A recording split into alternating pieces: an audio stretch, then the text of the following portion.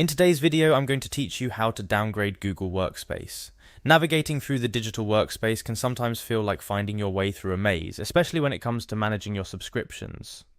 Google Workspace, while a powerful set of tools, might not always fit the scale you need, particularly if your business or project scales down. That's why today I'll walk you through the process of downgrading your Google Workspace subscription in a simple and straightforward manner. Let's start at the very beginning. Go to the Google Workspace website. It's important to ensure you're logged out of any Google accounts that might interfere with this process. So we're starting fresh. Once you're there, the next step is to choose the Google account associated with the Workspace subscription you intend to downgrade. This is crucial because managing your subscription requires you to have administrative access.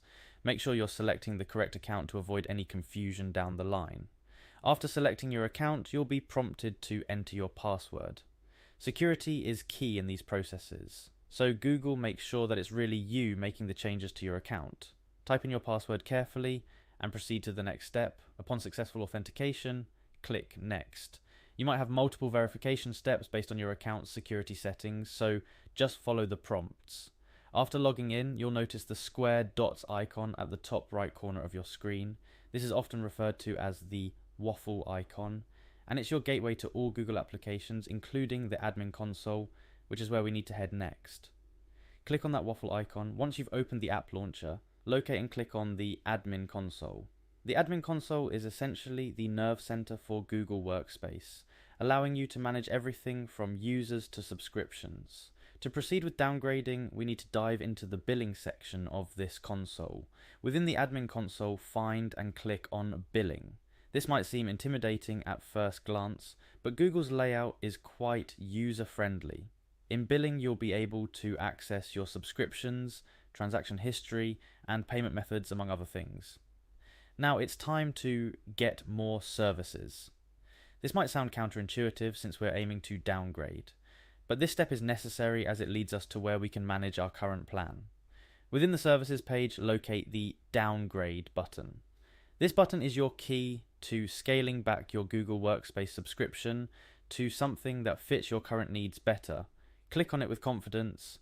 After you click Downgrade, you'll be taken through a series of confirmation steps. It's common practice for services to ask for confirmation on subscription changes to prevent accidental downgrades or cancellations. So click on Next, and you'll be asked once more to confirm your choices. You'll see Next again, simply because Google wants to make absolutely sure that this is the action you intend to take. This repetition ensures that users don't downgrade their services unintentionally. Lastly, we arrive at the Checkout step. This is where everything you've selected and confirmed gets processed. Click on Checkout and Google will finalize the changes to your subscription. And that's it. You've successfully navigated through the process of downgrading your Google Workspace subscription. Remember, it's essential to review your subscription services regularly to ensure they still meet your needs without overextending your budget. Thank you for following along, and I hope this guide has simplified the process for you.